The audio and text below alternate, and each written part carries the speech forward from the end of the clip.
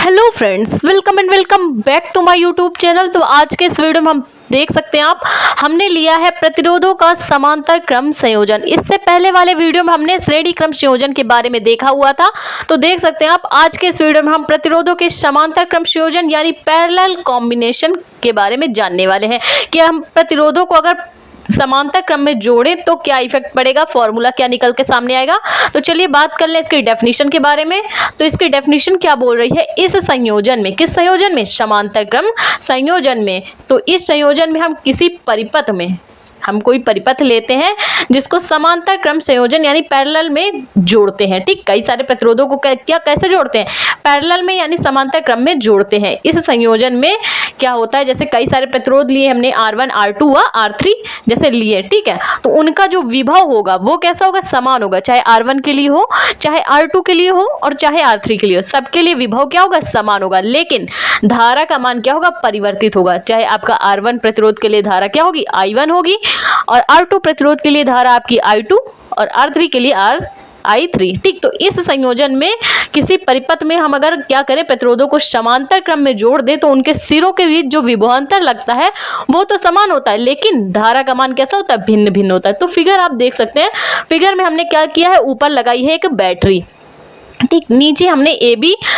दो बिंदु लिए हैं जिनमें हमने क्या किया, प्रतिरोधों को क्या किया, समांतर क्रम में जोड़ा हुआ है। तो पहले वाले प्रतिरोध का नाम है R1, दूसरे वाले प्रतिरोध का नाम है R2, तीसरे वाले प्रतिरोध का नाम है R3। तो देख सकते हैं जब बैटरी से हम क्या करेंगे, विभवांतर आरोपित करेंगे तो परिपथ में क्या होगी, धारा बहेगी। अब जब धारा बहेगी तो जब बिंदु A पर आएगी तो यहाँ पे क्या है, धारा के तीन रास्ते हैं, तो तीन रास्तों में धारा का मान क्या होगा, बटेगा। तो जब R1 की तरफ जाएगा तो धारा का मान क्या हो जाएगा, I1 हो जाएगा, और जब प्रतिरोध R2 की तरफ जाएगा तो धारा का मान हो जाएगा I2, और R3 की तरफ जाएगा तो धारा का मान क्या होगा, I3। यानी धारा तीन भागों में बट जाएगी और तीनों के जो विभव होंगे वो कैसा होगा, समान होगा। ठीक है, R1 के लिए हो, R2 के लिए हो, चाहे R3 के लिए हो। ठीक है, तो चलिए हम इसको प्रूफ कैसे कर पाएंगे तो उसको देख लेते हैं। तो हमें क्या करना है, सबसे पहले आप जानते हैं पिछले वीडियो में हमने देखा है ओम का नियम। तो ओम का नियम क्या होता है भैया, ओम का नियम होता है V = IR। जब हम किसी चालक के सिरों पर विभवांतर आरोपित करते हैं तो चालक में क्या होती है, धारा बहने लगती है। तो धारा का मान विभवांतर पे डिपेंड करता है और ये विभवांतर क्या होता है, एक कांस्टेंट होता है यानी प्रतिरोध होता है। ठीक, तो इसी फॉर्मूले का यूज करके हम यहाँ पे क्या करेंगे, समांतर क्रम संयोजन ज्ञात करेंगे। ठीक, तो जैसा कि आप जानते हैं धारा का मान बदल रहा है, यहाँ पे क्या हो रहा है, धारा का मान बदल रहा है, विभवांतर समान है। तो हम क्या करेंगे, V/R, और धारा को क्या करेंगे, एक साइड, क्योंकि धारा का मान ही हमें ज्ञात करना है। क्योंकि धारा का मान क्यों ज्ञात करेंगे, क्योंकि धारा ही तीन भागों में बट रही थी। ठीक, तो V/R = क्या हो गया, I। इसको समीकरण 1 मान लिया। अब हम क्या निकालेंगे, पहली धारा निकालेंगे। तो पहली धारा के लिए इसी फॉर्मूले का यूज करके, तो भाई विभव तो समान है और प्रतिरोध लेकिन बदल रहा है, प्रतिरोध क्या हो जाएगा, R1। तो I2 धारा के लिए क्या हो जाएगा, विभवांतर समान है लेकिन प्रतिरोध क्या है, R2 है, तो V/ क्या हो जाएगा, R2। ठीक है, तो I1 का मान निकालिए, I2 का। अब हम निकालेंगे I3 का मान। ठीक, तो देख सकते हैं आप यहाँ पे भी विभवांतर समान था और प्रतिरोध का मान क्या था, I3 के लिए R3। तो देख सकते हैं आप, हमने धारा I1 निकाल ली, धारा I2 निकाल ली और धारा I3 निकाल ली। ठीक, तो अब हम क्या निकाल सकते हैं, तुल्य धारा निकाल सकते हैं, बिल्कुल निकाल सकते हैं। तो चलिए निकालते हैं तुल्य धारा।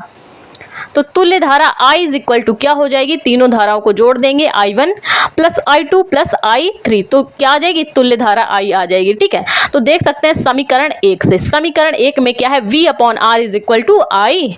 तो इस I की वैल्यू हम यहाँ पे पुट कर लेंगे तो क्या हो जाएगी, V/R। अब I1 की भी वैल्यू पता है, I2 की भी पता है, I3 की।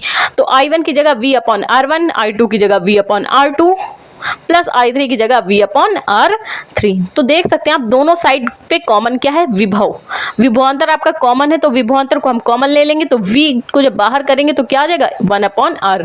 यहाँ से भी V कॉमन ले लेंगे तो अंदर क्या आ जाएगा, 1/R1 + 1/R2 + 1/R3। ठीक है, तो दोनों साइड V है तो V से V क्या हो जाएगा, कैंसिल हो जाएगा। तो V से V हम काट देते हैं।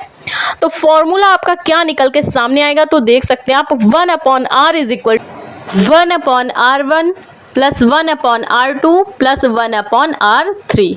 ठीक है, तो देख सकते हैं हमने क्या निकाल लिया। अगर तुल्य आपका प्रतिरोध निकाले तो क्या हो जाएगा, 1/R is equal to 1/R1 plus 1/R2 plus 1/R3। तो ये किसके लिए आएगा, समांतर क्रम संयोजन के लिए फॉर्मूला हो चुका है प्रूफ। तो आई होप आपको वीडियो समझ में आया, हेल्पफुल लगा है तो प्लीज वीडियो को लाइक और हमारे चैनल को सब्सक्राइब करें, जिससे हम इसी तरह के इंपॉर्टेंट वीडियोस आपके लिए लाते रहे। Thank you.